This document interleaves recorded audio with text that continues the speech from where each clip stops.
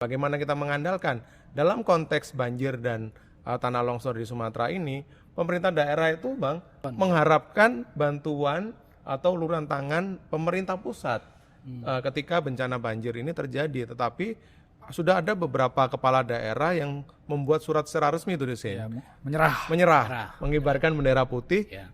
karena mereka sudah tidak mampu lagi menangani skala kerusakan dan dampak dari banjir dan tanah longsor ini. Tapi apa yang terjadi?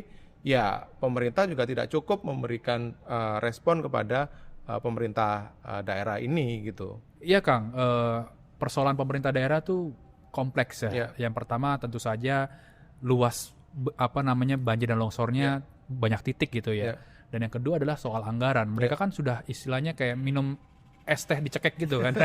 Anggarannya sudah kembang kempis karena memang di awal ya udah sering ditulis lah ya soal transfer daerah itu dipotong, dan pemerintah daerah itu memotong lagi anggaran-anggaran sosial dan bencana. Dan akhirnya karena nggak ada uang itu ya mereka menyerahkannya ke provinsi begitu. Dan juga ini tentunya dari sejumlah narasumber yang kita wawancarai ya. Sampai sekarang kan masih ada perdebatan di publik ya. Kenapa sih pemerintah pusat itu tidak segera menetapkan bencana ini sebagai bencana nasional begitu ya. Dan setelah kita telisik atau kita gali, itu ada beberapa faktor. Yang pertama adalah tentunya Prabowo tidak mau mendapatkan bantuan asing. Ya kita mengingat lah ya peristiwa tsunami 2004 yang lalu kan.